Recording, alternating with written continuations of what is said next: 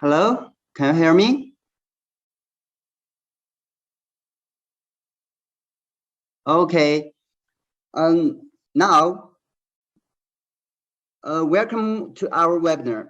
We are very honored today to have Dr. Peter to give us an introduction on ventilation modes on anesthesia machine, especially the VS mode of Veta 5. So now, welcome, Dr. Peter.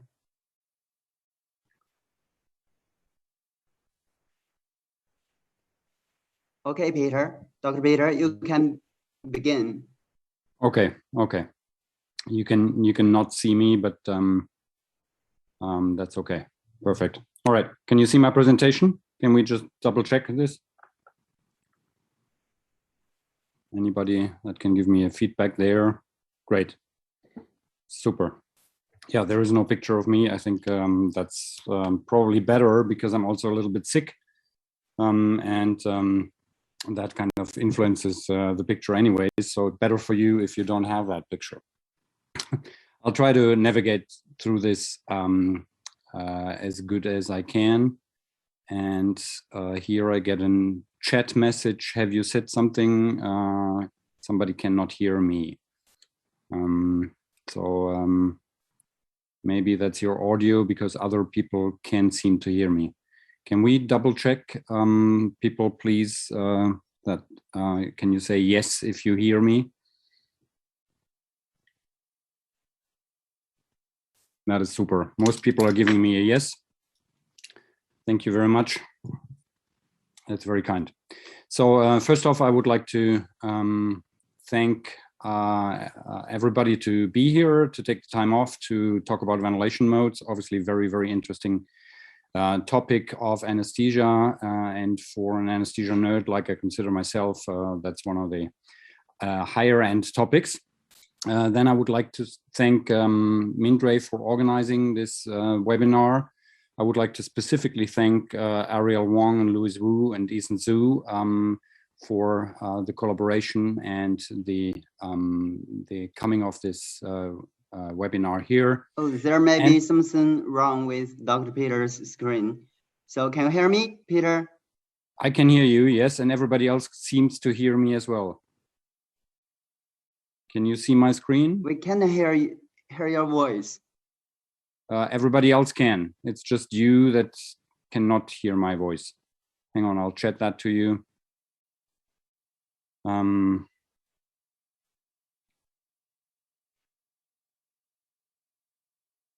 Yeah, everybody else can hear me. So it's just you.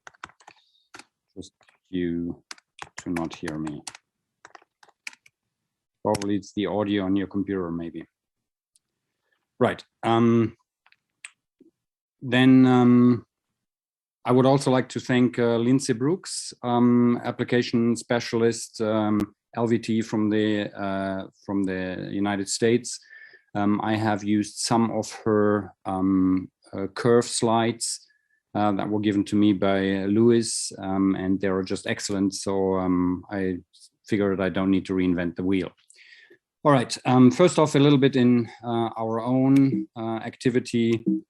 Well, now I can. Okay, here we go. I would like to talk about the veterinary anesthesia school for technicians and nurses, but also for veterinarians that we do run in a number of countries, despite the fact that we do have some problems with COVID restrictions in a number of countries. As you can see here, we do have a little bit of date problems to finding the actual presence course dates because some of the countries obviously have restrictions for traveling. Right, but in these courses we discuss a lot of things on anesthesia, and we also clearly include here the different ventilation modes. What we do today is we're gonna do a very, very short talk about basics of ventilation, and then we go on the main part on the different ventilation modes. And clearly quite a lot of it is based today on the Vata and Veta series anesthesia machines and included ventilators. And for that, first we start with the basics, functions of respiration, the respiration has the topic of allowing for gas exchange, but also very important to have an activity in the acid-base homeostasis. CO2 acts as an acid and needs to be expelled from the body, otherwise the body becomes too acid, the body fluids, interfering with all biological reactions that can happen there, and therefore interfering with cell metabolism. Then we have the water homeostasis. That is also an important part, even though not the most important part in humans and cats and horses, but in dogs it's very, very important. As you all know, dogs sweat when panting. So this is the major area of how they can get rid of excessive body heat. Then we come automatically basically to the heat homeostasis, where we have a very important function of the respiration as well. Then last but not least, filter. We filter noxious substances from the surrounding areas during our respiration. So we prevent them from reaching the cells of our body and prevent them from interfering with the normal function of our cells. So very simply speaking, all cells require and need oxygen. Some tissues in the body do require oxygen very much, and other tissues are a little bit less in that requirement. So we have basically the central nervous system, the heart, and the kidneys that cannot do without a consistent, sufficient oxygen supply. As soon as that goes below the minimum level, then the tissues become damaged. Other tissues can handle quite a bit of low oxygen tensions, like the liver, for example, that can very well live for minutes to even hours without a sufficient oxygen supply, without taking major damage. All of the tissues and all of the cells in exchange for the oxygen produce CO2 as an end product of the cellular metabolism. And that's the volume of the CO2, VCO2. Now the ratio between oxygen and CO2 is roughly 1 to 0.8, even though in an ideal calculable case, it would be 1 to 1, but physiologically we're rather having a slightly lower CO2 production than we have an O2 consumption. Now, the problem results with low CO2 that, or without CO2 in the extreme case, that the cells run into a metabolic stop and then die. And before that happens, they do develop an acidosis. And that acidosis is also very, very detrimental to normal cellular function. So if we don't have enough oxygen, we all die. And that happens to each single cell at different speeds and at different levels, depending on the tissue at which we look. And then the CO2 end product of cellular metabolism, one of the has to be evacuated, and that these two things, oxygen in and CO2 out, we do provide by our respiration, and that is a vital sign, obviously. Now, if we look at the gas exchange and the transport just one step more in detail, we can talk about ventilation, which will be the topic of the day here. And the ventilation doesn't really look at the cellular use of O2 or the cellular production of CO2, but just the movement of gases back, forth, in and out of the lung. And it's just like a doodle sack in mammals where we have a two-way end street system. The gases have to go in the same way as they have to come out. And that is a slightly suboptimal construction if we look at the possibilities for oxygen extraction ratio. And we compare that, for example, to birds or to fish, where we have a unidirectional flow of the gases and their much better efficiency. However, this is what we need to deal with. This is what we need to deal with when we do think about ventilation, and obviously when we do artificially ventilate them. And then what happens at the level of the alveoli in the lung, these two gases diffuse through the alveolar wall, O2 in, CO2 out. And then the O2 or both gases are then transported by the blood. And most of the gas molecules are transported in a bound function to the hemoglobin molecule. And a small part for oxygen, roughly about 3%, is transported also freely dissolved in the blood. And then with the blood, the gas arrives at the oxygen arrives at the cellular level. With the capillaries, well, we have then the cellular part of the respiration, the exchange of O2 for CO2 at the level of the hemoglobin again.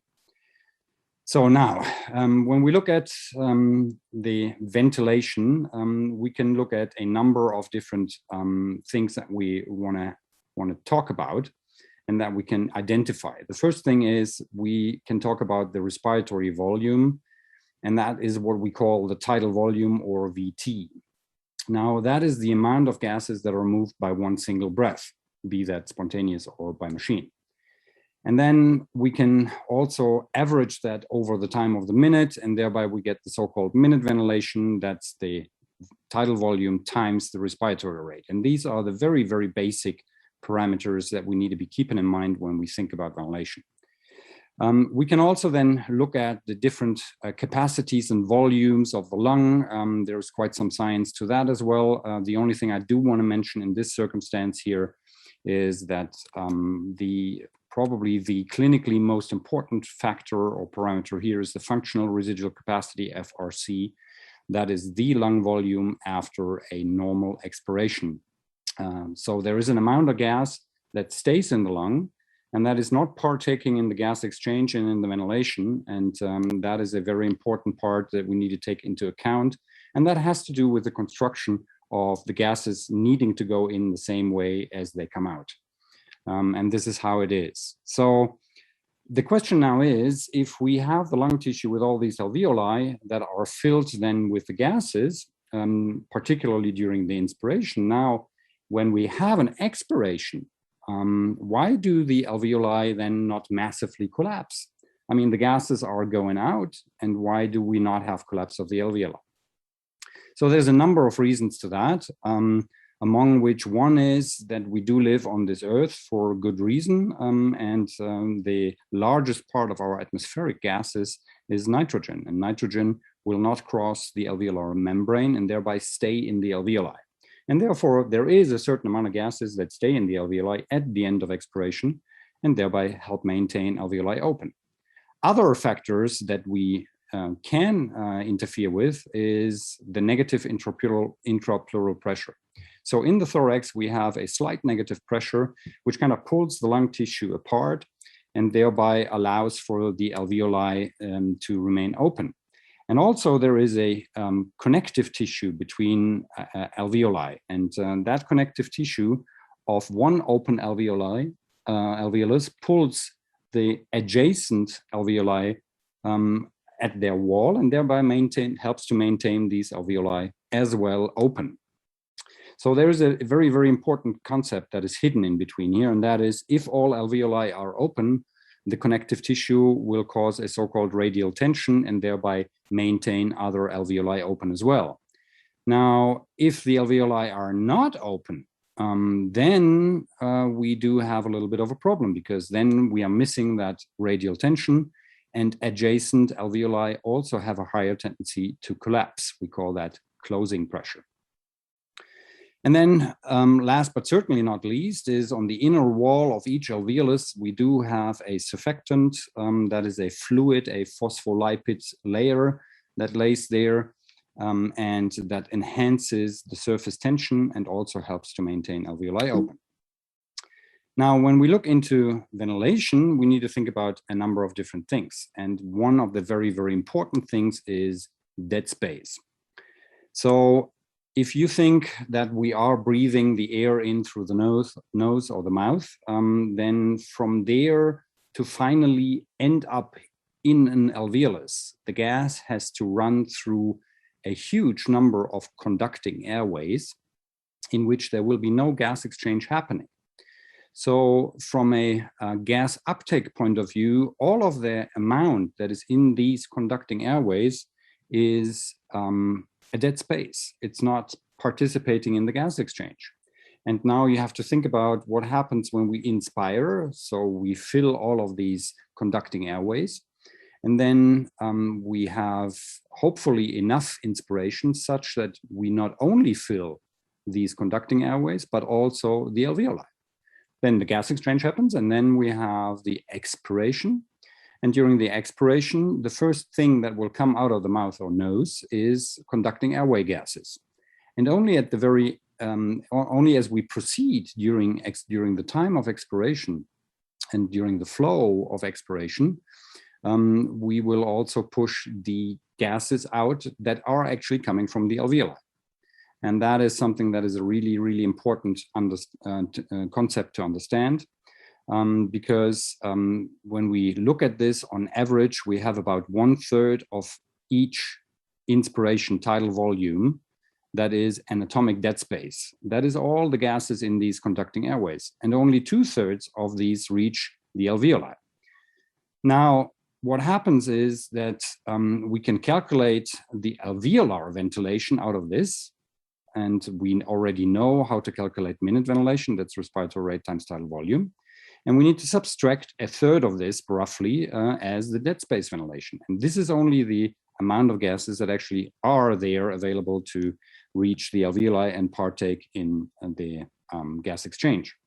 Now, when we have smaller tidal volumes, as very, very typically happens in anesthetized patients, anesthesia reduces the drive of breathing, it reduces the force with which the inspiratory muscle can contract, so tidal volume decreases. And what we do then is we still have to fill all these conducting airways before we get into the alveolus. But now we are inspiring less amounts of gases, and thereby we are mainly filling the conducting airways and not so much anymore the alveoli. So with smaller tidal volumes, the anatomical dead space stays the same, and the alveolar ventilation becomes smaller. And therefore, we have less gases available for gas exchange at the level of the alveolus. And that is one of the major problems during anesthesia, is that patients do not breathe sufficiently in terms of tidal volume, even though their respiratory rate may be normal or may even be increased. The minute ventilation thereby increases. We have a huge amount of dead space ventilation and thereby reducing oxygen uptake and CO2 rid-off. And that clearly then produces problems to each single cell in the body. And therefore, it is something that we very, very closely need to monitor and need to take care of during anesthesia.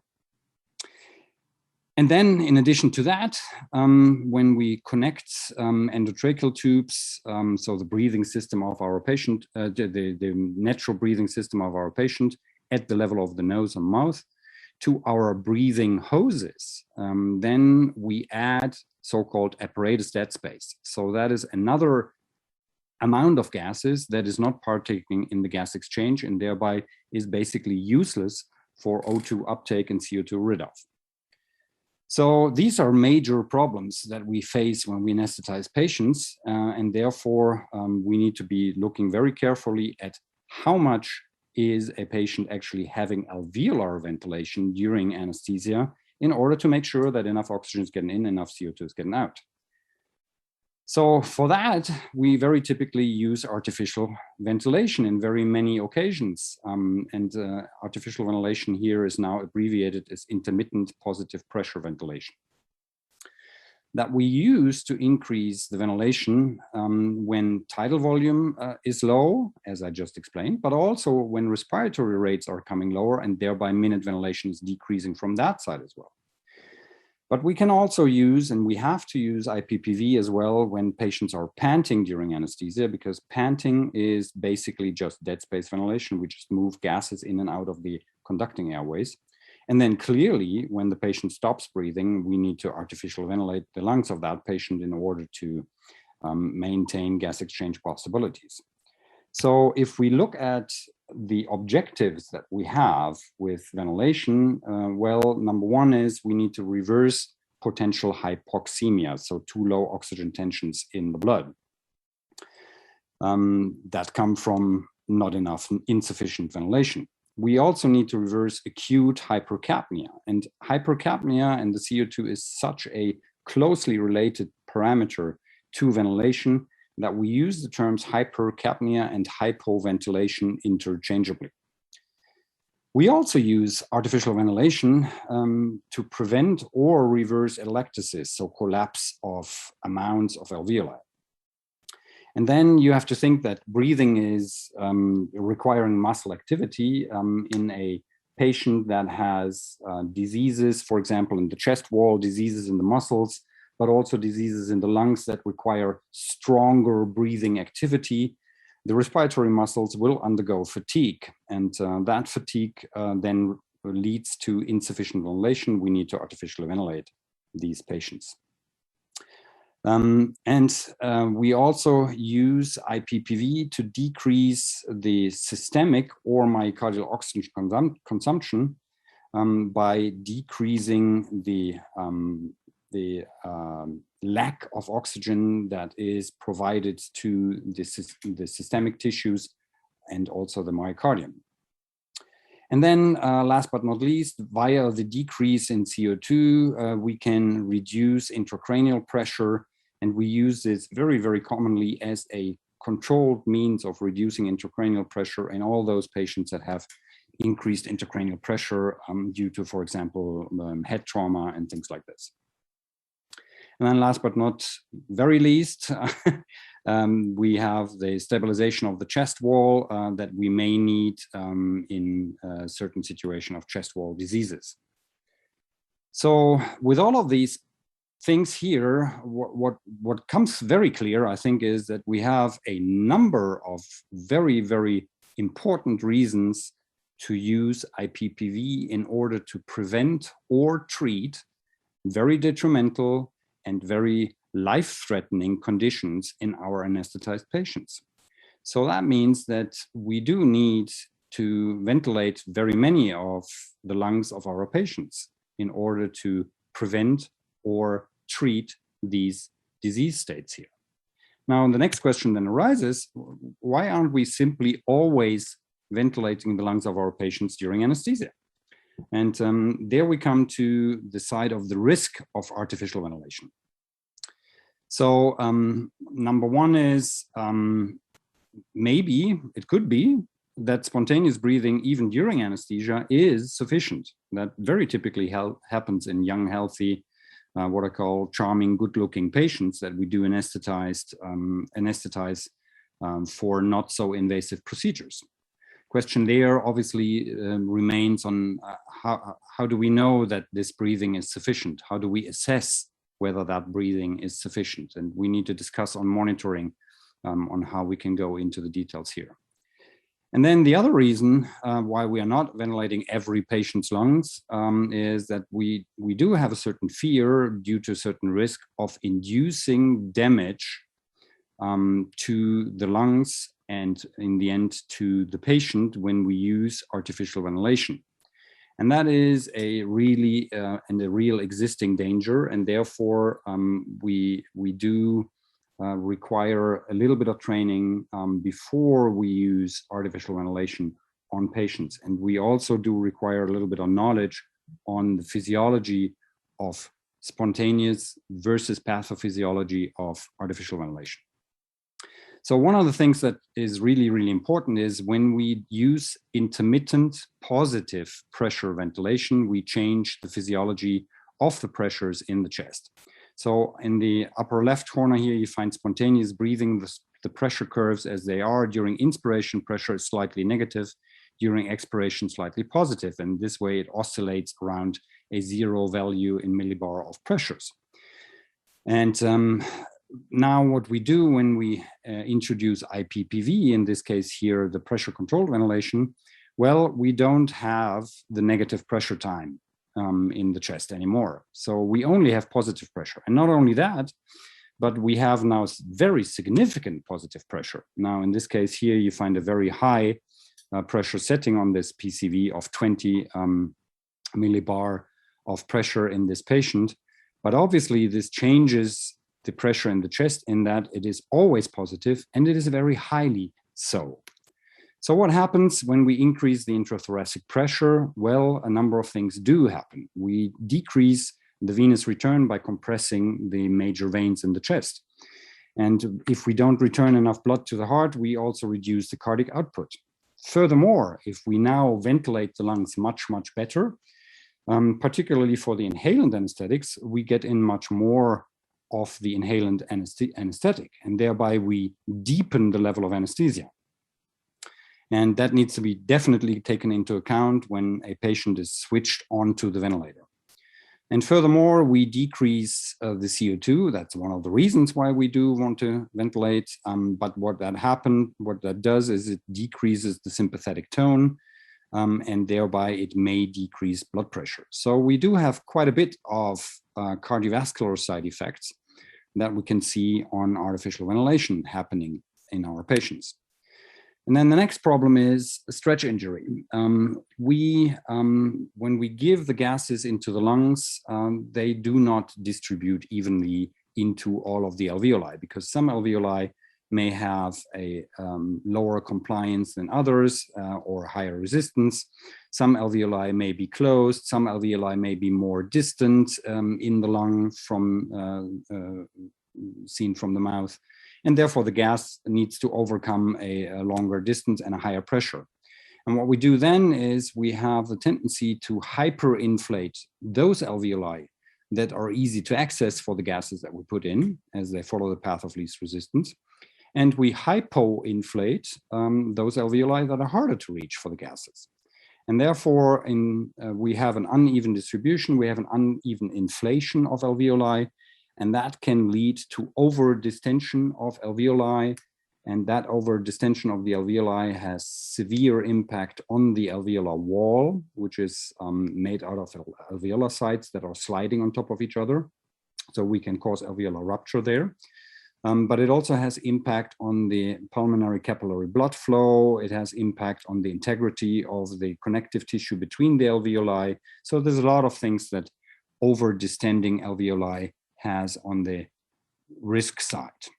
And this we can discuss then the so-called ventilator-induced injury or ventilator-induced lung injury, VLI. That happens during, or can happen during, mechanical ventilation and is harmful. It impairs the thoracic blood flow, as I just described. It can rupture the alveolar wall. It can cause a damage to the capillaries, and it can cause a damage to the airway epithelium. So this is something that we all put under the roof of VILI, and that is definitely something that we do want to watch out for, that is dangerous. So now in a normal healthy lung, there is a, how do we think probably calculable risk of VILI, but in the diseased lung, we have a very highly increased risk for ventilator-induced lung disease and therefore lung injury, and therefore we need to be really careful on choosing the right ventilation modes, particularly in these patients with diseased lungs. But we also have a risk in the healthy patients when we do choose the wrong ventilation mode or the wrong ventilator settings in order for us to be able to cause VILI. So it further interferes with the production and the function of the surfactant, and we already know that this is very important to maintain alveoli open. So now when we lose surfactant, we get an increased surface tension. Therefore, we have a higher amount of alveoli that are closing, and therefore the open alveoli will expand differently. So again, we have an uneven distribution between the one and the other alveoli. And that then leads not only to the damages so far managed, but it leads also to a lung tissue induced production of inflammatory and pro-inflammatory mediators, which then actually can even distribute throughout the whole body. So we can, you know, exacerbate problems and distribute problems with wrong ventilator settings throughout the whole body.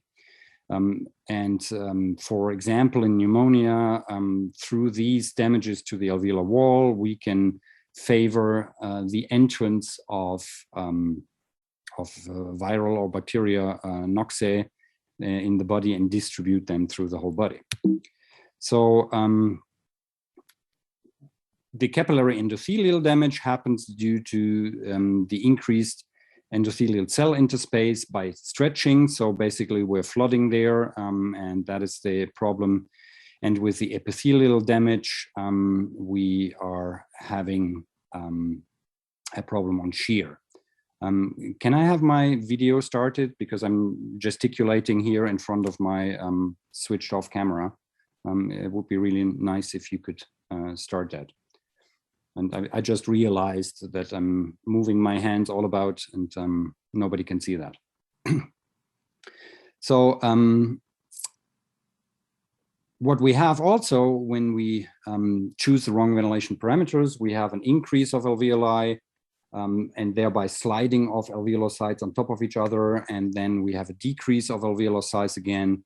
And it is thereby leading rather to a so-called shear stress that can cause problems in the lung. So, so far to the dangers of artificial ventilation and the needs. And obviously, I think I hope it has become clear that we are walking a path between the very, very common need for artificial ventilation and on the other hand, the maybe not so super known, but also common dangers of artificial ventilation. So we need to know what we are doing in order to help the patient have sufficient ventilation and not damage the patient at the same time. And clearly, if we look at the history of artificial ventilation, we come from very demanding simple ventilation modes like volume controlled ventilation and pressure controlled ventilation, where with the wrong setting we can quickly cause lung damage and thereby damage our patients. So one of the questions that always arises now, I have this anesthetized patient and it's laying on the table. How do we start the IPPV in the anesthetized patient? Well, number one is the easy solution, that is when the patient doesn't breathe. So we then just start the ventilation. The other thing is, and that is way more common and is much more difficult to assess, is when the patient is hypoventilating. So at first we need here a diagnosis of hypoventilation, and we may even want to have a diagnosis of the reason for hypoventilation in order to allow us to choose the right ventilation mode.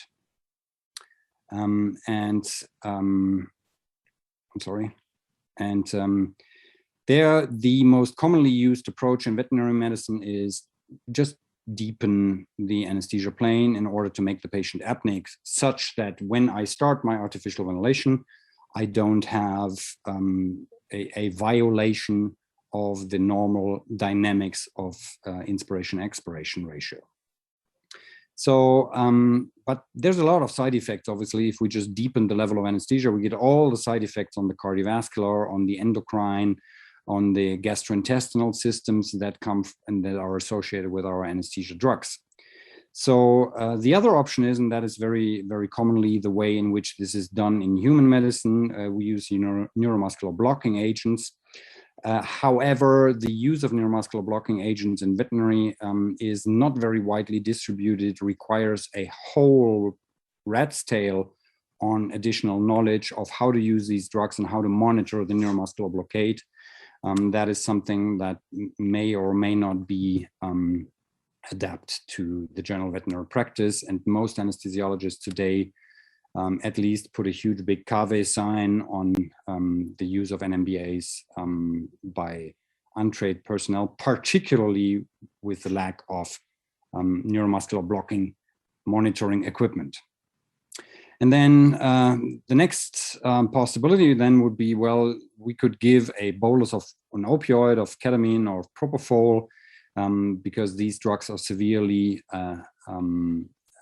causing a hypoventilation to the point where they are very regularly on an IV bolus, cause apnea, and then we can start the ventilation.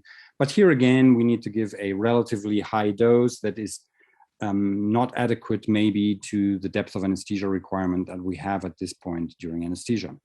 So the most elegant way of how we do this is we start our artificial ventilation with assisted ventilation modes, and then gradually take over ventilation from the patient as we take over and as we lower the CO2 in the patient and thereby decrease the patient's respiratory drive without damaging the lung, without causing huge side effects by giving too high doses of drugs.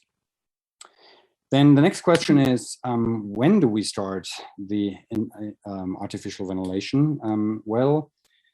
If we have operations in patients where we already know that we will be needing artificial ventilation at one point, it is a good idea to start rather earlier than later and not wait for half of the lung tissue to be collapsed. And then later on, we'll have to deal with re-inflating atelectasis and atelectative areas of the lung. And then the easy answer here is, well, we start IPPV when the patient is hypoventilating, but that is, again, not so easy without the adequate monitoring to assess.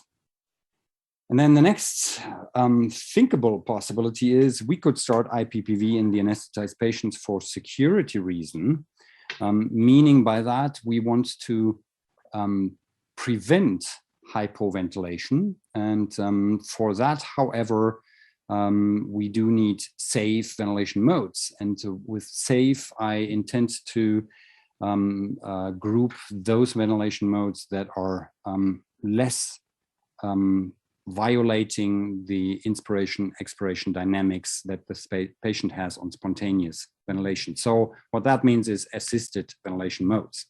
And these would be the ventilatory support, the pressure support ventilation, assist controlled, and synchronized intermittent mandatory ventilation. And we'll see in a minute on how these differ.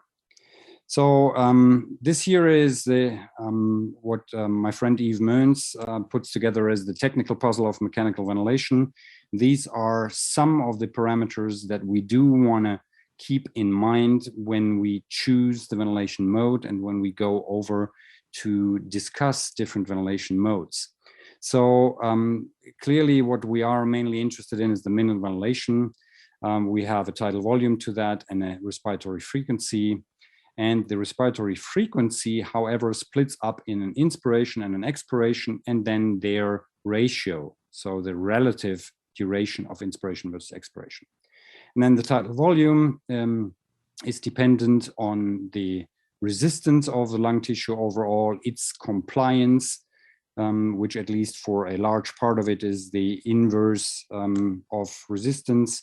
And then time constants, as we have uneven distribution of gases. As we push a gas column into the lung or into the airways, it doesn't distribute evenly, and as I said before.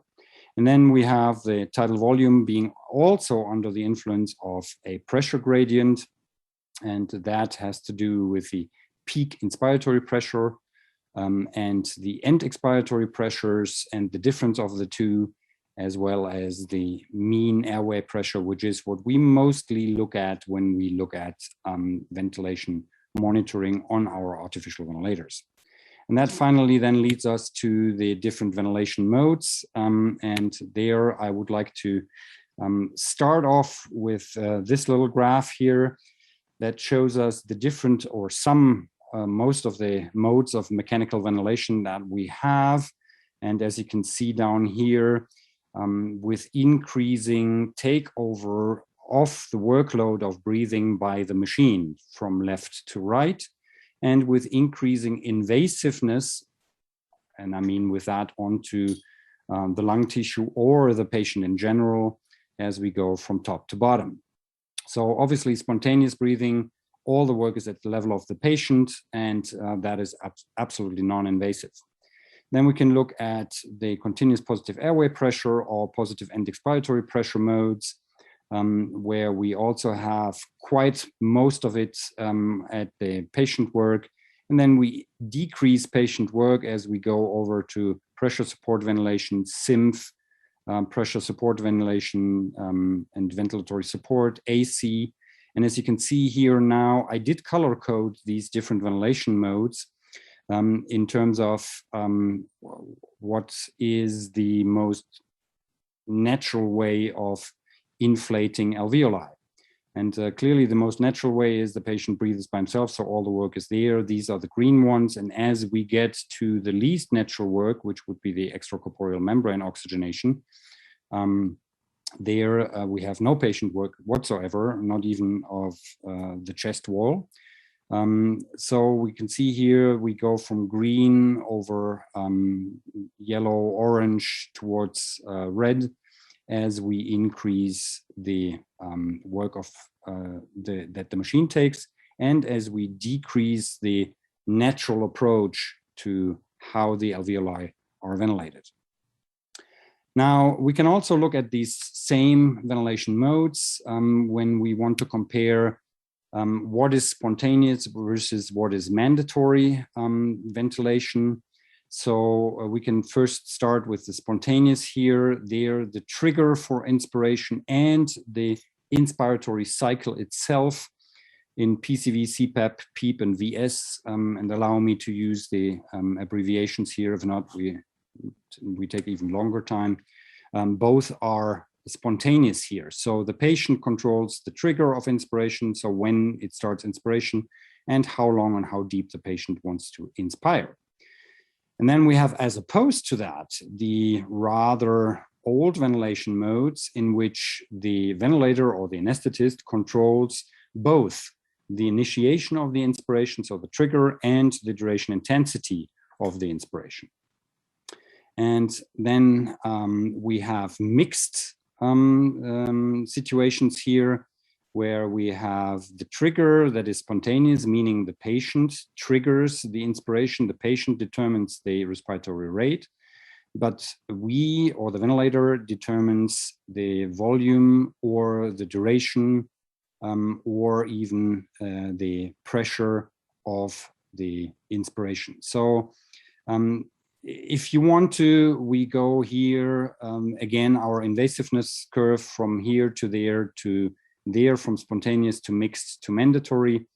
And then we have those very invasive ventilation modes here, very unnatural, that are very typically not included on normal anesthesia machines. So we're not going to discuss these too much in detail here.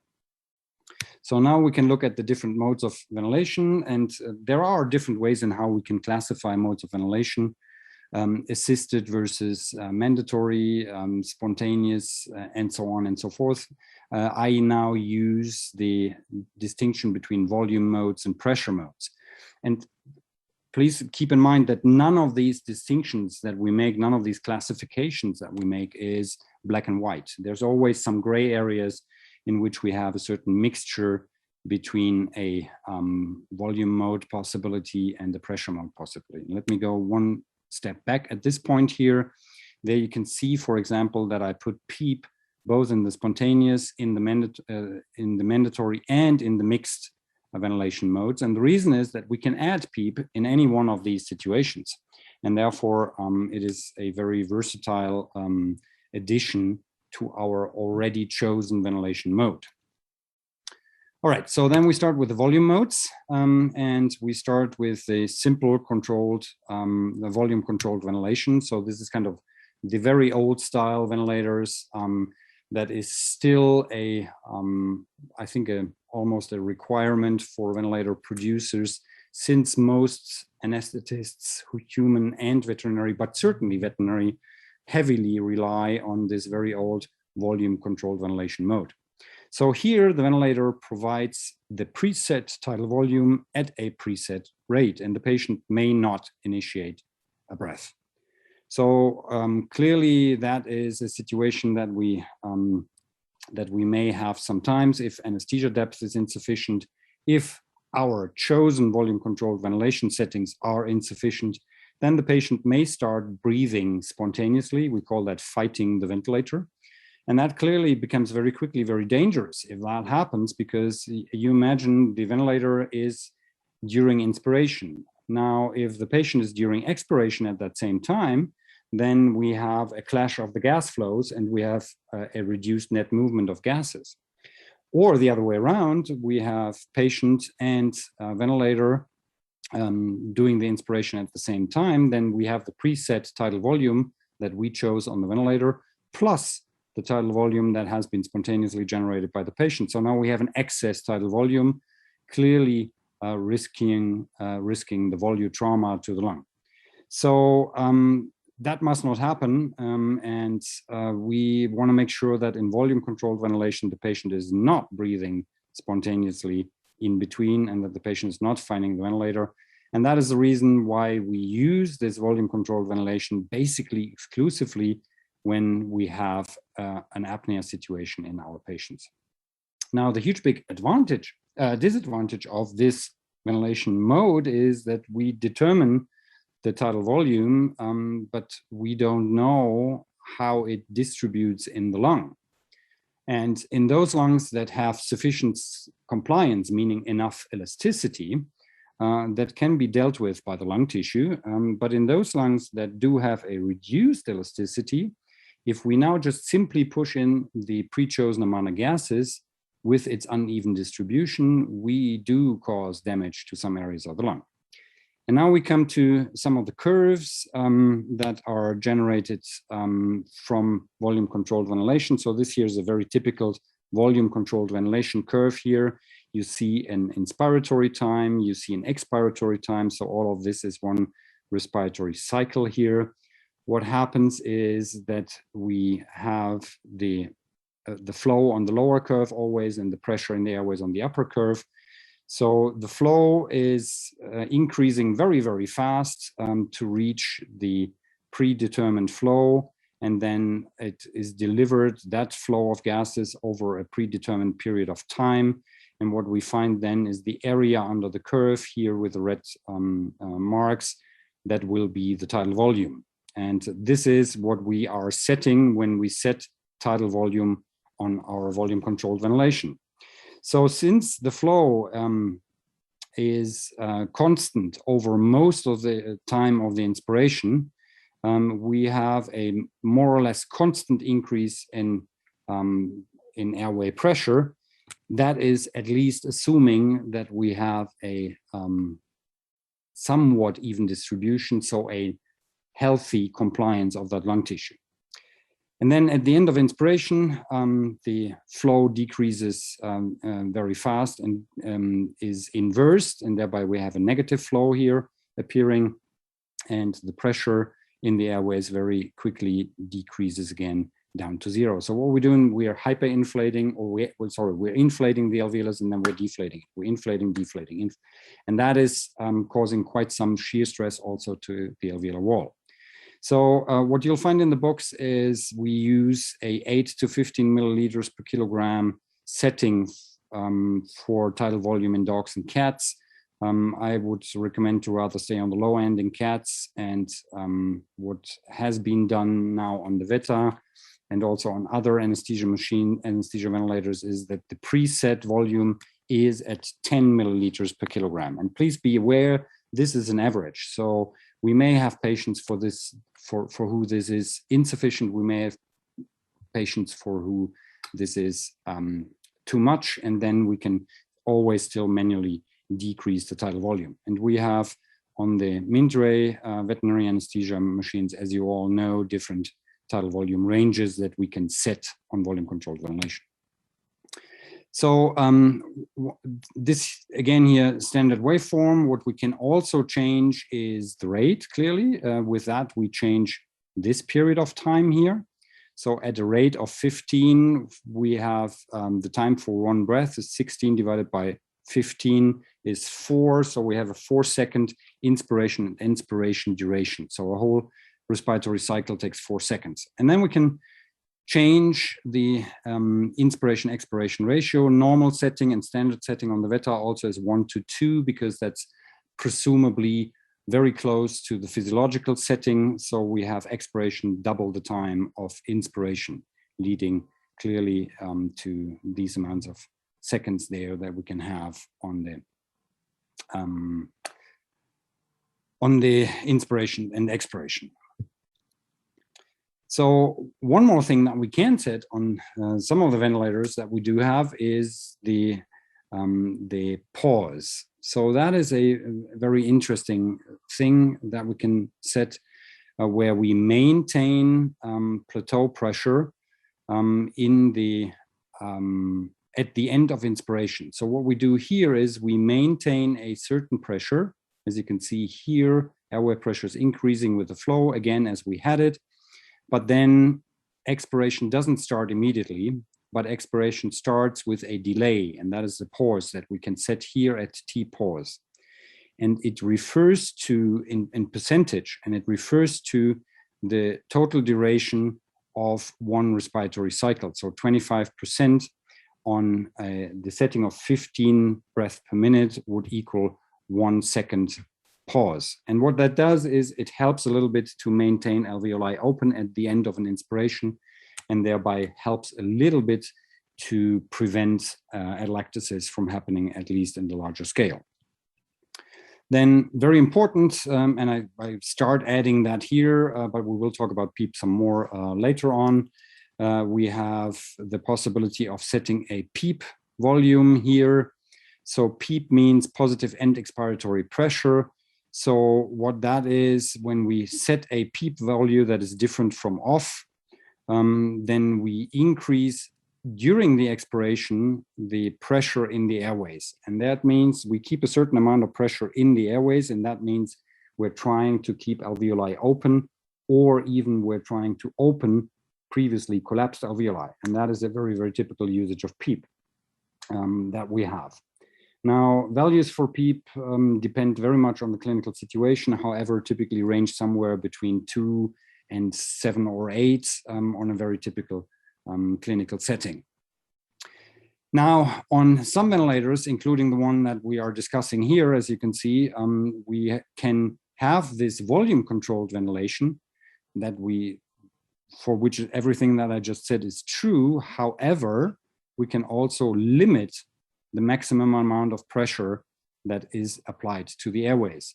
And that helps a little bit to reduce barotrauma that we can otherwise maybe induce into a non-pressure limited volume controlled ventilation.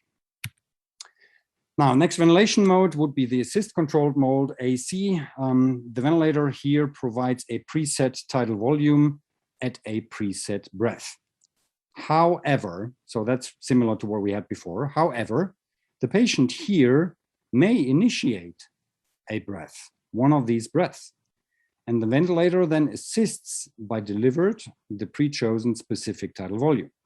So here the patient has the possibility to influence respiratory rate, and the ventilator is not simply just pushing the gases in, but it is waiting for a trigger, which is typically a negative pressure or a flow generated by the patient's spontaneous effort in order to then kick in and deliver the preset tidal volume.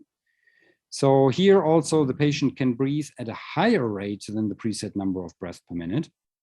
And then the total respiratory rate would be the sum of those spontaneous breaths plus the number of breaths set by the ventilator. Now in the AC mode, we have a mandatory or control, or if you wish, also you can also call it a backup rate, which is typically what we set there and what some people like to call the minimum respiratory rate. If the patient breathes faster, it triggers, however, the ventilator and he receives a full volume breath. So the more the patient breathes, the more full volume breath the patient will be receiving. And there we already come a little bit to the downside of the assist controlled mode, and that is that hyperventilation is quite common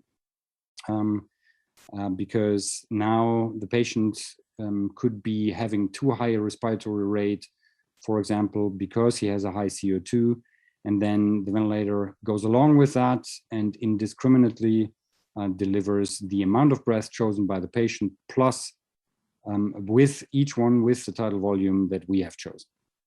Right. And then next ventilation mode on the volume control is the synchronized intermittent ventilatory ventilation that exists also under volume control, which is why it's here under the volume control. And here the ventilator provides a preset number of breaths at a tidal volume and a specified FiO2. So we can choose and vary the amount of oxygen percentage that is given to the patient. In between those breaths that are delivered by the ventilator, the patient can breathe spontaneously at its own tidal volume without having the ventilator kick in at these breaths. And that is the big difference to the AC, because here hyperventilation is much less likely to occur, and we are much less likely also to prolong the inspiratory time like we do have a little bit in the AC mode. All breaths are taken through the ventilator circuit, and therefore the ventilator circuit needs to be adapted to the patient size. One of the results is that the spontaneous breath can drastically differ from the ventilator given breath in their tidal volume, and that we need to keep in mind when we look at the pressure and flow curves on our ventilator monitor. We can use pressure support or pressure control on SIMF. We'll discuss this on the pressure control end. Now, the interesting thing on SIMF, when it came on the market, it was among the very first ventilation modes that actually did synchronize with the patient's spontaneous breath. So those breaths that are given by the ventilator are also synchronized with the patient inspiration, thereby reducing the risk for volume barotrauma by, how I usually call it, violating the lung tissue. And thereby no fighting of the ventilator, and thereby not the damage that I discussed with the volume controlled ventilation. It is somewhat commonly used to wean patients from the ventilator. When we have patients on the long time on the ventilator, they don't have a strong respiratory drive anymore, and thereby we need to gradually, very slowly, have the patient increase the respiratory drive, mainly by slight increases in CO2, and without having the patient become hypoxic or severely hypercapnic, which would happen if you just switched a ventilator off, which hopefully nobody's doing. So what we do then is we take over from, for example, a volume controlled ventilation with the SIMF volume controlled, and we gradually lower the set rate on the SIMF volume controlled ventilation, and thereby allow the patient more and more for spontaneous breath initiation.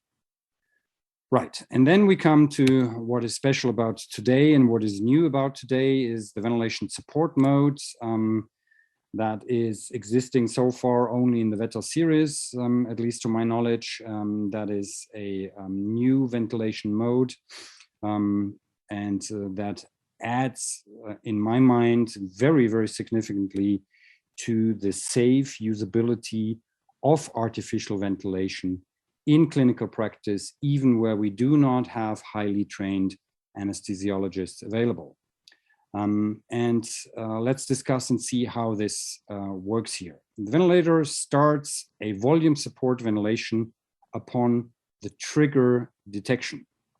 And the volume that is given then by the ventilator initially starts with a simple calculation that is 10 milliliters per kilogram. And that is what we set on the Veta when we set the body weight on the patient. It automatically, throughout all ventilation modes, calculates the basic parameters, and thereby allows us to at least not be very dangerous with the patient, and allows us to not forget maybe to set ventilator settings to the next patient adequately. So what happens then is that this volume is monitored by a difference in pressure between inspiration, expiration, and on the beginning and the end of inspiration. And that is what we call the delta P support. And that is adjusted based on the respiratory effort of the animal. And it is then used to immediately compute and calculate the amount of gases that need to be given in addition to the ventilatory spontaneous effort of the patient to reach the calculated tidal volume of basically 10 milliliters per kilogram. That is the basic setting. We can always change this here on the tidal volume for each single patient, obviously. So what is the interesting thing on this here is that the time for inspiration and the time for expiration are both controlled by the patient. And that is something that is also not so very common in other ventilation modes.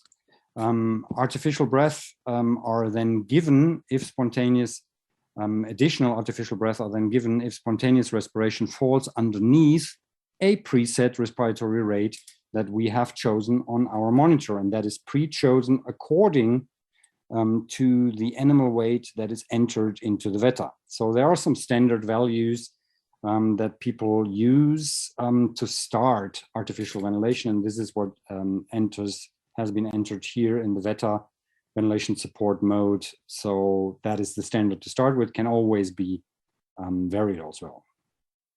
Now, the interesting thing is that ventilation support not only gives a pre-chosen and variable and controllable tidal volume, but it also keeps the airway pressure as low as possible, meaning it controls the speed at which that airway, that gas amount is given into the lungs. So in which the pressure in the airway is risen, and that it does by controlling the flow. So that is a very, very interesting mixture of different parameters that has been chosen there in order to make this ventilation mode as safe as possible and as easy as possible for those that have very little background knowledge on how to choose different ventilation parameters. Now, what happens there is the first breath is given at the preset values. And then, since the Veta monitors then the pressure and the volume, it can thereby by spirometry calculations monitor the relationship of that first breath taken. And then that data is used to calculate the amount of the next breath. And the further breath is always calculated thereby on the basis of what has been breathed before. That is on the auto setting of the trigger. And that we see here on this picture down here, we see the trigger on auto setting. We have a choice on this trigger, here. We can choose flow or pressure or automatic. And with automatic, it does more or less exactly what I told you just before. Now, there's also a minimum respiratory rate, which is what I called before the backup rate. If the spontaneous breath do not occur for a certain period of time, then the ventilator automatically gives a breath. So here, the anesthetist doesn't even have to closely control. Obviously, it's like driving an automatic car. We still recommend that you do control that. But the monitor, the machine actually checks for ventilatory efforts. And if the trigger is not triggered, then after a certain period of time, a backup full breath is given. Very interesting here is also, if you look at the pressure curves, now this here is at a peak pressure of 15. You see the parameters here. It slices, the pressure in the airways rises more slowly, other than in pressure controlled ventilation and pressure support ventilation. And then the ventilation support here, this is a curve, again, thanks to Lindsay Brooks for this graph here. We have here the trigger that you can see, the inspiratory trigger, and that triggers a pressure support level of our volume support ventilation. Then we have the next trigger happening, and now we have a changed airway pressure because the ventilator, based on flow and pressure volume relationship of the previous breath, has calculated that the tidal volume of this breath has not been sufficient, and thereby increases the pressure in the next breath, and then in the next breath in this example here again. And this is really a very interesting mode. Obviously, all of this happens by flow control. So you can see here, according to the pressure increases from breath to breath here, we have flow increases from breath to breath here. Right.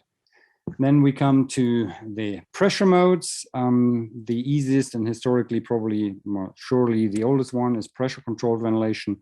Then we move over to pressure support ventilation, synchronized mandatory intermittent with pressure control, then CPAP, PEEP, and then just to mention it is the BiPAP, non-invasive bilevel positive airway pressure. All right, so we start with the pressure controlled ventilation. The ventilator here, like in volume controlled ventilation, controls everything. And the patient cannot initiate the breath. The patient must not be breathing spontaneously.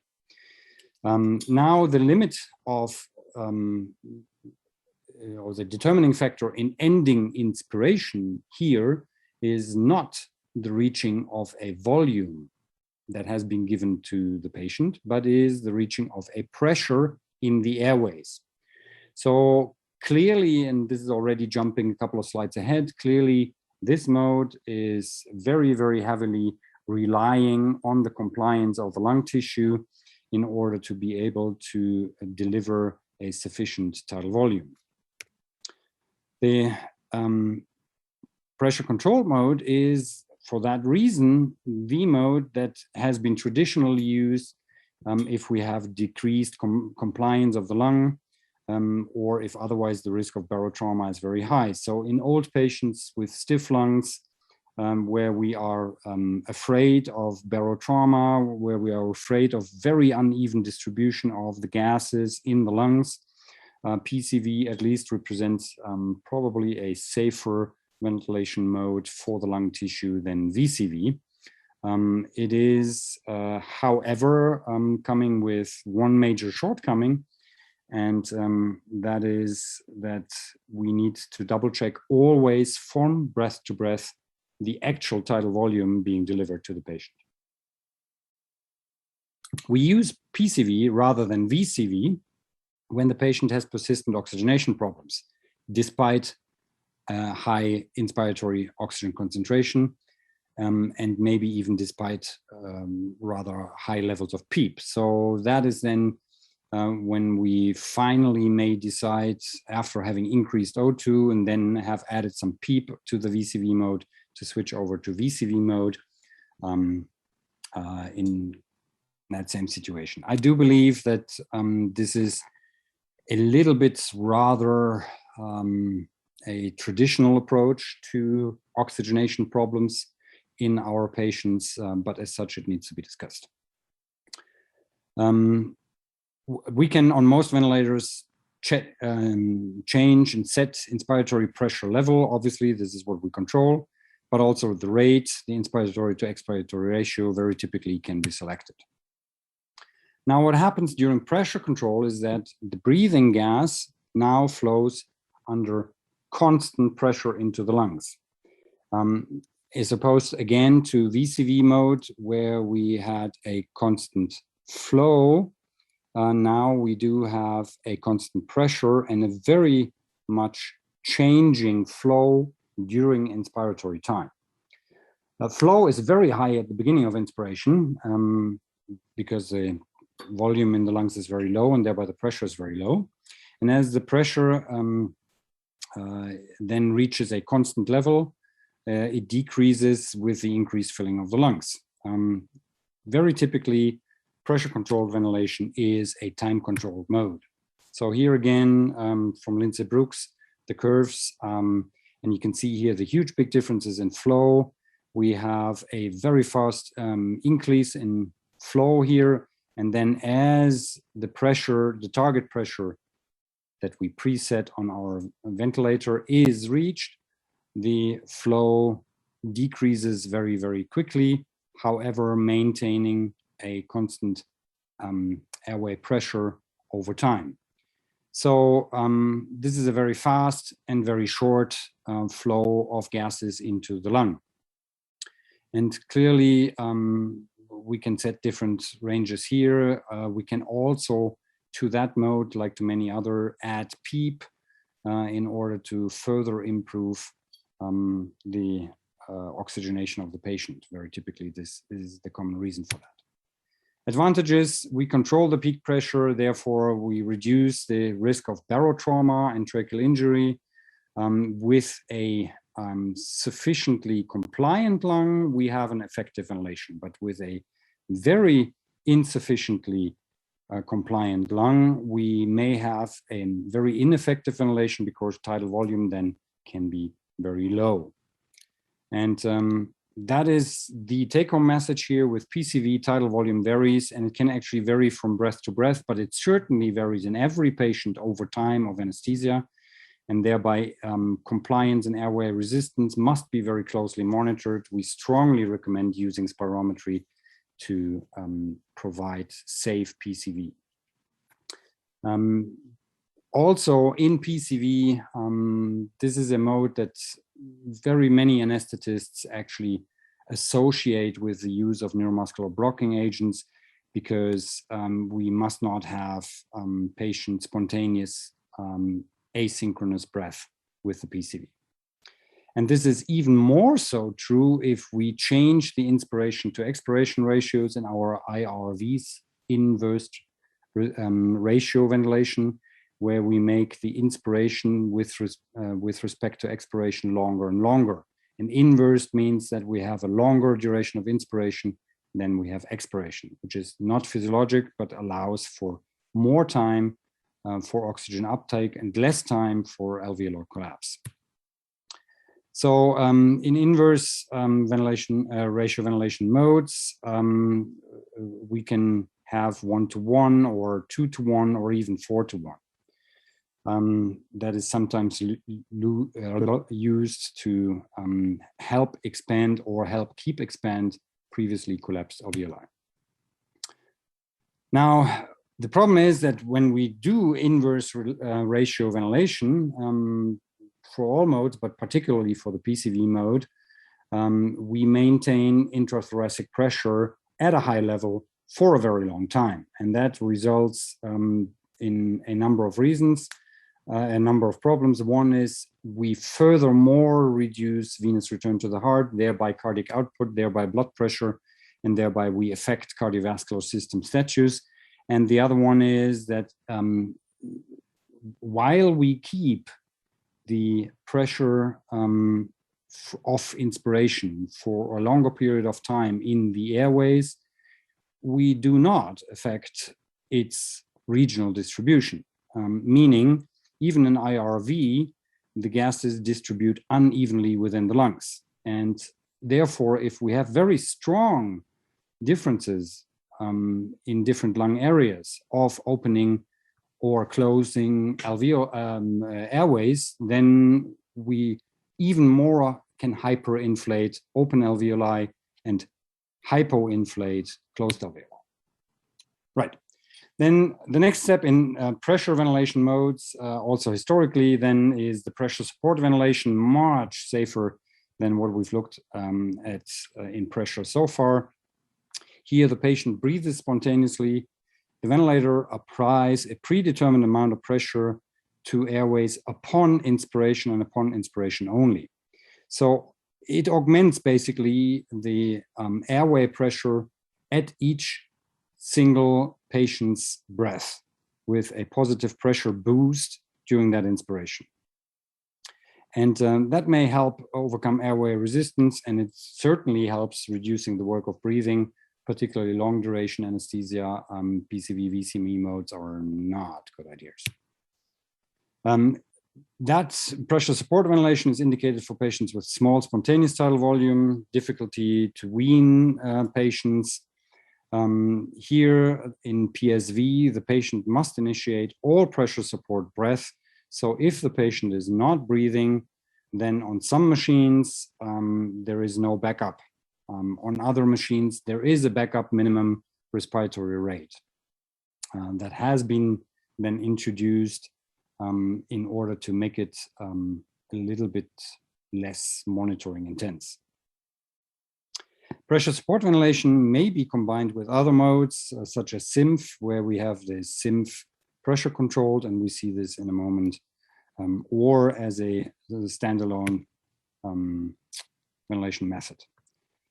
Now, the patient's effort set the rate, the inspiratory flow, and the tidal volume, and we just set the pressure. And now, obviously, having said that, there is a relationship between an increased pressure that we are delivering in pressure support ventilation and a resulting increase in volume.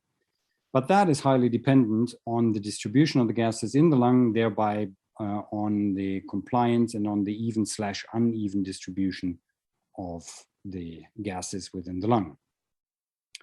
And therefore, also here, we need to very closely monitor changes in lung compliance, meaning we do need spirometry, very recommended as a monitoring device for pressure support ventilation.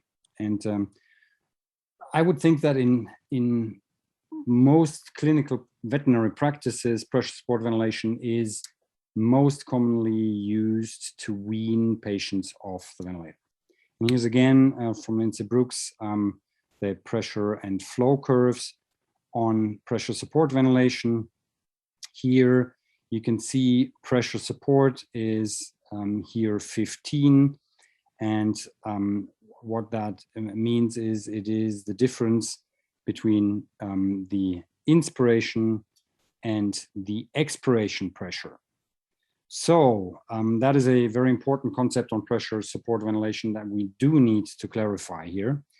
The delta P support is the pressure between expiration and inspiration pressures.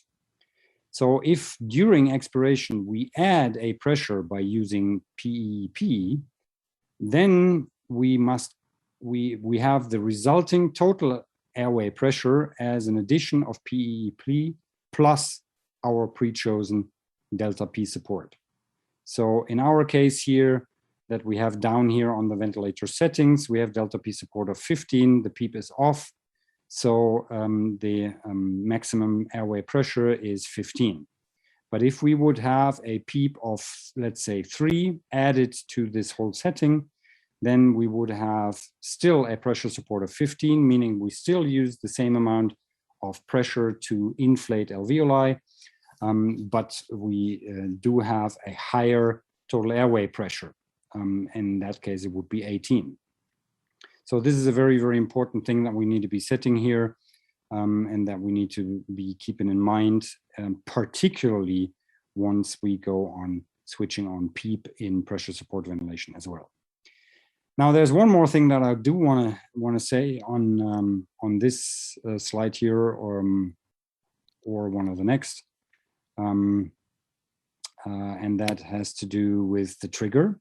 So on pressure support ventilation, we do set the trigger. Now, the trigger on this ventilator here is set in liters per minute. So we are talking about a flow. And the patient thereby needs to be inspiring, and with its inspiration causing a flow that exceeds this pre-chosen amount of liters per minute. And if that flow of the patient given by the patient's spontaneous effort is below that, it is not triggering an inspiration. That's very important, because if we chose the trigger too low, then even a cardiac contraction, which causes pressure changes in the chest, causes the ventilator to give a breath.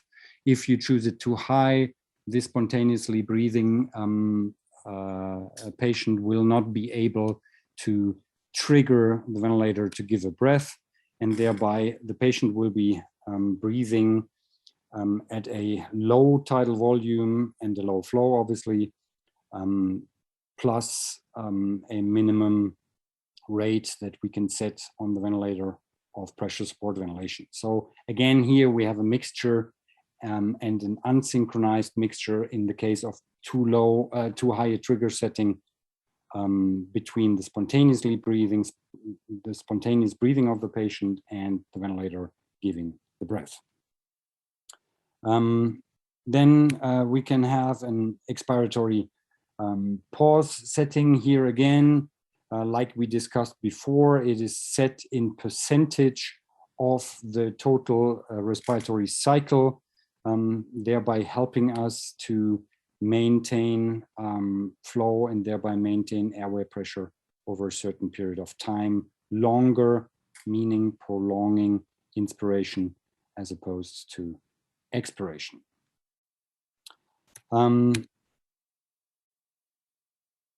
The pressure support can be resulting in very, very different breaths. So one can be from the ventilator, having been triggered by the patient spontaneously breathing and thereby delivering preset volumes and times.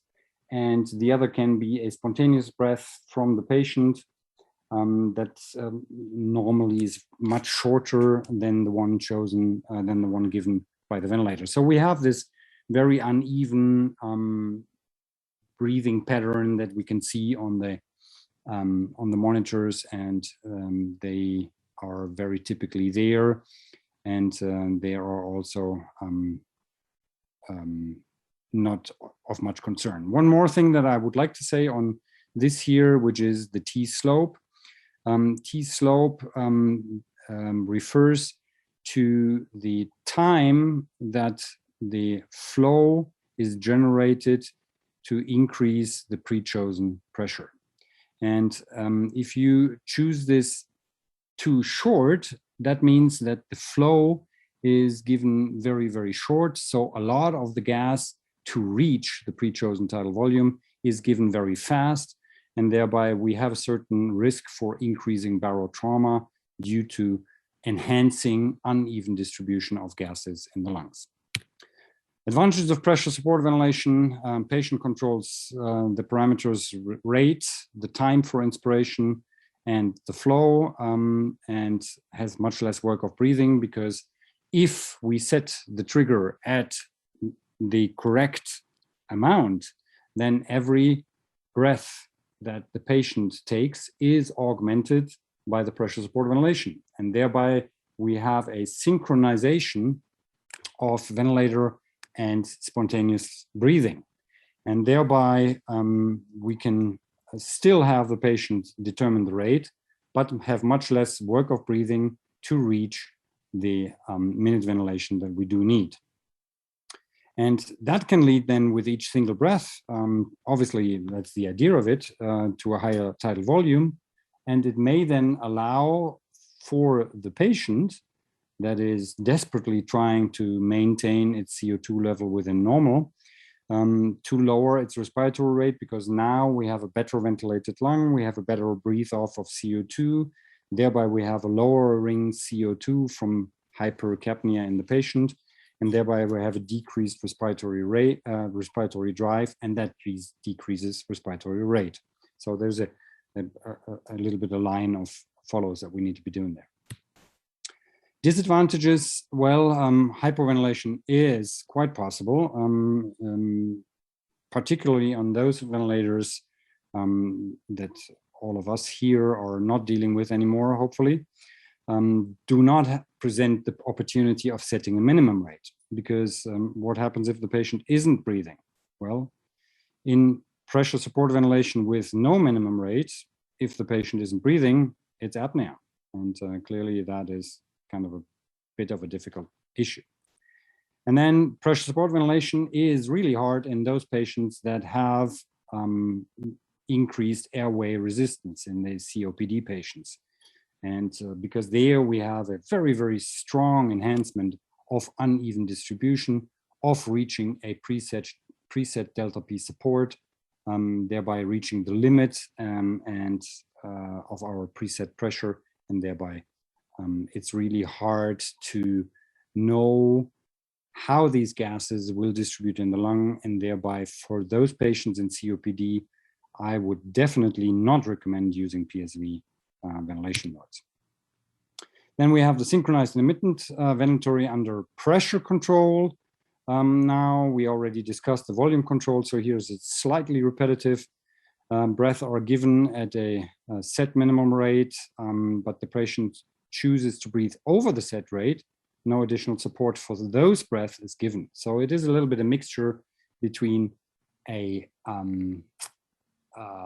controlled mode and a spontaneous or assisted mode. SIMF is usually associated with a greater work of breathing for the patient, than assist-controlled ventilation. And therefore, the PC mode may be in veterinary used less than the assist-controlled ventilation. I do tend to make this statement very much depending on the experience and knowledge level of the anesthesiologist in charge. Here, like in assist-controlled, SIMF delivers preset tidal volume at a set pressure and a set control. That is possible. And a negative inspiratory pressure triggers then the breath. So we have that synchronized. In fact, it's synchronized intermittent mandatory ventilation. However, there are situations in which it's not so synchronized anymore. So in here again, same graphs, again from Lindsay Brooks for the SIMF and pressure controlled. We control the rate, and the rate is a whole SIMF cycle here that we control. And now there is a very, very important thing that we need to be knowing about SIMF ventilation, and that is the trigger window. The trigger window in percent is referring to the time that at the preset rate has gone by without the patient taking a breath. So if we set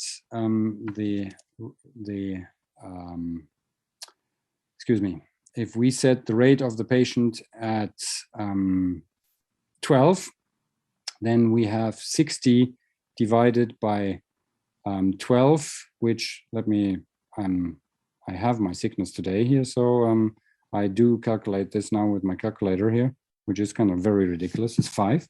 So we have 5 seconds duration of a SIMF cycle.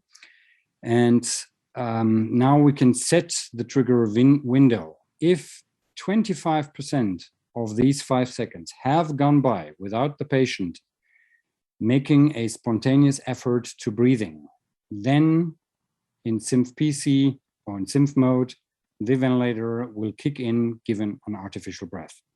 So here again, we do have variation between respiratory cycle timing from spontaneously triggered pressure controlled breath to not spontaneously triggered pressure controlled breath. And therefore, we may have also on our monitor showing very different curves and clearly also curve forms, as is shown here.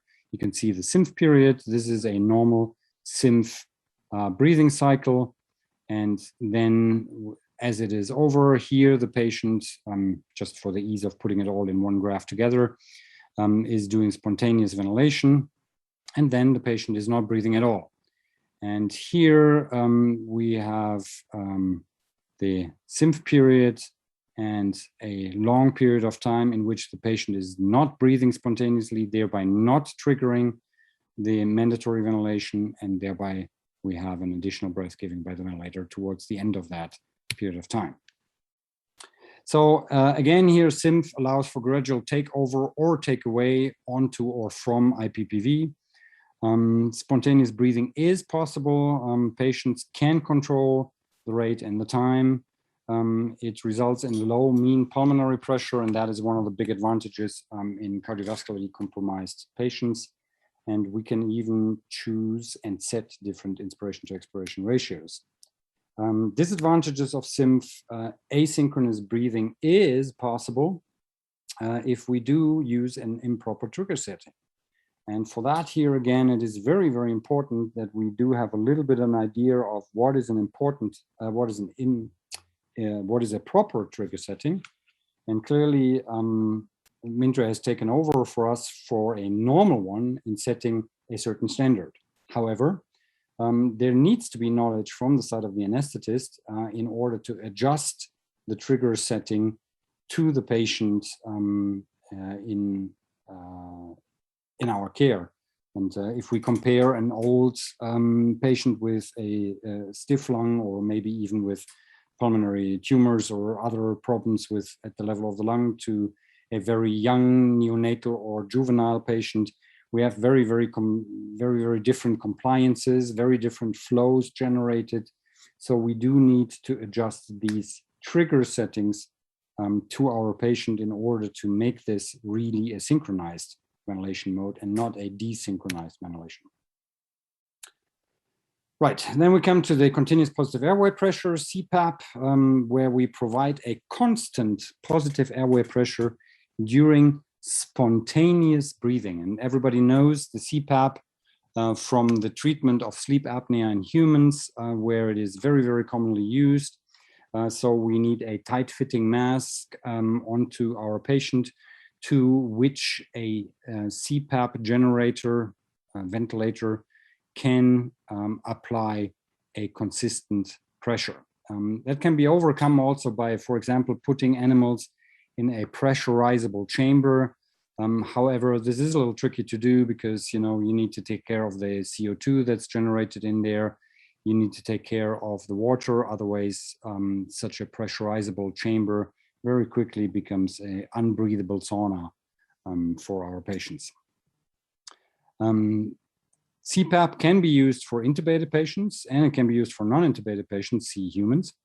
And it may be used as a weaning mask or for ward ventilation. And we use it a lot nowadays to support our patients that come with upper airway diseases like the brachycephalic animals. And there's different ways in which that can be applied. So you need a pressure tight fitting mask. This here is a normal breathing mask with which it can be done only to a certain extent. These are special constructs here that can be used that are, however, very similar to each other. And then we have these helmets here, which come from humans, and these have been trialed and tested extensively in dogs and are a very, very common post-operative support way for our brachycephalic animals. And is usually the first approach to brachycephalic post-operative ventilation support before we go on to high-frequency oscillation ventilation. And this is what it can also be used at here from the group of Francesco Staffieri. You can see this typical picture. This is a human helmet. There are no veterinary makes for this, unfortunately, at least for now, reflecting, unfortunately, in the prices. You can see here the spirometry unit attached to it. And then here the gas inlet. We have a valve that opens at a preset value. And that on these one-time human usages can't even be varied too much. Advantages of CPAP provides an increased arterial oxygen partial pressure for a given oxygen concentration in the inspiration. It can increase the compliance by maintaining airways open, and it definitely can decrease the work of breathing, which is why we use it in those brachycephalics, the poor ones. CPAP also has a little bit of disadvantages. It increases the intrapleural pressure by applying a constant positive pressure, obviously. And with it, it increases also the intracranial pressure. It may increase the pulmonary vascular resistance, again, due to the intrathoracic pressure. Now, the right heart, the right ventricle has to pump the blood against a higher counter pressure in the thorax. That is what is meant here. It decreases the venous return to the right heart from the systemic circulation. And it increases the risk of barotrauma in those patients that are already at risk. Now, one of the things is hypoventilation is kind of hard to detect, but that is more of a technical thing that happens, because if you have the patient in the box, or more recommendedly in the helmet, or in the mask, then it is kind of not so easy to accurately monitor ventilation status anymore with, for example, spirometry. And if I go back, then the one picture here, as you can see here, there's a spirometry unit attached, but obviously it's not attached to the dog, but it's attached to the dog and the whole volume of the helmet. So here it's more difficult to see changes. Right, and then positive end expiratory pressure, a very nice method to be added, that can be added to very many of the already discussed ventilation modes. That is the positive pressure applied at the end of inspiration. So during expiration, we keep a certain pressure in the airways, and thereby also increases O2 for given PaO2 for given FiO2. And it increases compliance and decreases the work of breathing. So very, very similar here to CPAP in its advantages and disadvantages, only that PEP is very easy to use and to add during anesthesia. Some people distinguish PEP and CPAP as CPAP being the non-invasive one during for use in the awake patient, while PEEP is the one that we need an endotracheal tube for and we use during anesthesia. So we use these both modes to prevent atelectasis or collapse of alveoli, to treat atelectasis, to improve the gas exchange and oxygenation status. We also use these modes to treat hypoxemia that is refractory to oxygen therapy. And to treat pulmonary edema, or at least to help alleviate the negative effects of pulmonary edema. And then the last thing that I'm going to mention is the non-invasive bilateral positive airway pressure ventilation, BiPAP. This is really not something that has been largely researched in veterinary. It requires a full face mask. Is something that is kind of hard to adjust properly to all of the different faces that we have in our dogs. CPAP masks have been used for BiPAP, so that we provide not only a constant pressure during the whole ventilatory cycle, but that during the inspiration or having an inspiration, we add a pressure that is then the delta P support. So in conclusion, I would like to say that I do consider, and we at VASTA and VAS consider the ventilator today as an essential equipment in a well-equipped veterinary clinic that provides anesthesia on many patients. Obviously more for some patients than for other patients, but we do believe that a ventilator is part of a safety package that should be present in a clinic. Then clearly only working and safe equipment must be used. Here we have the safe concept that I think you're all aware of. We do need a little bit of knowledge in order to provide artificial ventilation. We do have quite some patients in which artificial ventilation may be required. And these are not only the old sick ones, the lung diseased ones, and the cardiac diseased ones. We may have even young, charming, good-looking, healthy patients, the need for artificial ventilation during anesthesia. And we do need to know a little bit of the physiological and pathophysiological basis of artificial ventilation. We have today in veterinary medicine quite some ventilation modes available and usable. And I personally do see this as a very, very strong advantage, because now I can, with a little bit of knowledge, choose the adapt ventilation mode to my patient.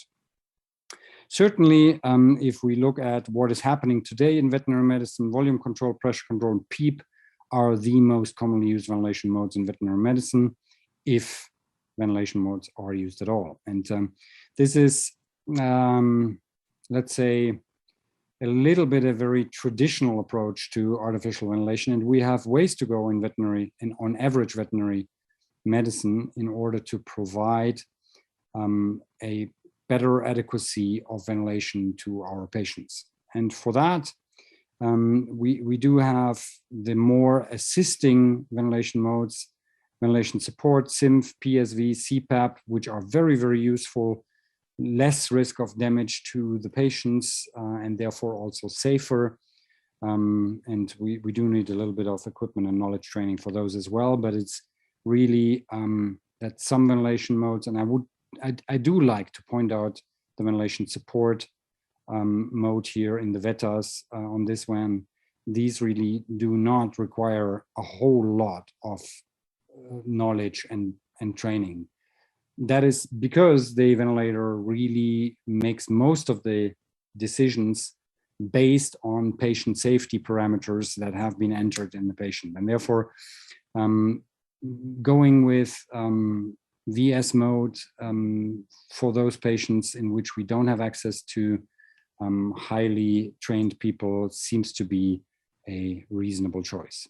And with this final comment, I would like to close, and I'm sorry for overdrawing for about 10 minutes, but it's really very hard for me to limit myself to 90 minutes on talking about this. When we do this in the Vasta courses, we have half a day. Okay, and there are some questions in the chat. There's one question: has the Veta 5? Oh, sorry, I just jumped here. Has the Veta 5 a SIMF PC or SIMF VC mode? And I do believe that this can be well added by the Mindray people on board here. But let me go back to the slides where I show you the Veta 5 here.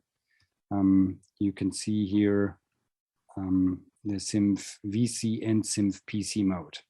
So yes. Can Veta 3 grow after sale? Yes, you can upgrade Veta 3 to Veta 5. I'm not 100% sure when the upgrade sets will be made available, but again, if the distributors can comment on this, that would be very helpful, since I don't know. Is it possible to set small pads under 3 kilogram on the normal cycle with the SV and the NIMV? I suppose you mean the ventilation support and the SIMF. Do you use different? So the question here is clearly on most ventilators it's not, because on most ventilators we do have a minimum tidal volume of 20 milliliters, but on the Veta this has been changed, and the minimum tidal volume is 5 milliliters, meaning that the minimum patient size is 500 grams. So that is. Do you use different respiratory rates in different pets? Is it only possible with rabbits or with intubation? Or even with larynx mask? There are papers on artificial ventilation using the larynx mask in rabbits, and I would like to refer you to those papers. It can be done. Laryngeal mask can be used for artificial ventilation. But I would like to put a huge big caveat sign on the usage of some of the market available masks for larynx masks in rabbits, because they can dislocate very easily, and if that happens, that's catastrophic. So I do personally intubate the rabbits for artificial ventilation rather than not. That is a little bit a knowledge and skills question, and it's not so super easy. We do teach intubation in rabbits in our courses, but yeah. And I think then there is a question and answers here. Many times, I'm just reading these out. Video antworten. Many times it is difficult to detect if you made a wound or damage with ventilation. Do you have any recommendations? First recommendation clearly here is set safe ventilator parameters, particularly in terms of pressure and flow speed that are not putting in danger the lung of the patient. Secondary, the closer you monitor, the better you know. And one of the best ways of how we can monitor is using spirometry, obviously capnography, but spirometry combined with blood gas analysis in the arterial blood. Then next question, I want to ask for VS mode. In some cases, the CO2 is rising on the VS mode and the patient goes in apnea. So can we control this somehow on Veta 5? Rising tidal volume or rising the minimum respiratory rate. That my recommendation here would be rising the minimum respiratory rate. If the patient goes in apnea, this is typically on very small patients. I would think where the standardized trigger setting doesn't trigger a ventilation support breath. In those patients, you can change the trigger or you can increase the minimum rate. What type of breathing circuit do you recommend in a small cat using the ventilator? Well, this is a very different question on breathing systems, on breathing hoses, but clearly you need a circle breathing system in order to do this. And there are neonatal breathing systems with a 15 millimeter internal diameter, even with a 12 millimeter internal diameter available on the market. This is what we use. And then the last question I have here, what's the smallest patient we can ventilate on circle? That depends on the ventilator and not on the circle. And the tidal volume, minimum tidal volume of the Veta is 5 milliliters. The one of the Vatos is 20 milliliters, meaning we can have a 500 gram patient for the Veta and a 2 kilogram patient as minimum patient size for the Vatos. And with this, I think we're through with all the questions. Unless somebody wants to voice a question, I would like to thank you then for your attention. Thank you for organizing this, and I hope that I somehow was able to squeeze this in a little bit more than the time that was given me.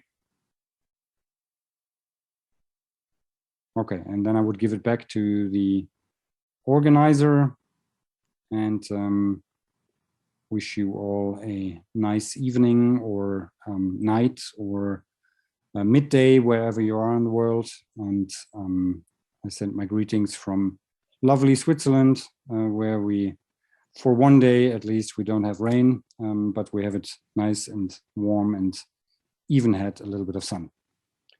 All right, thank you very much. And thank you too, Peter. Okay, you're taking over again.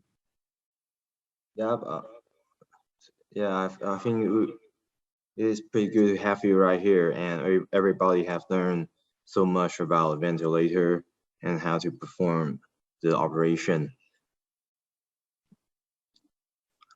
So okay. The course over right now, so everybody can have a good day. Bye-bye. All right, bye-bye.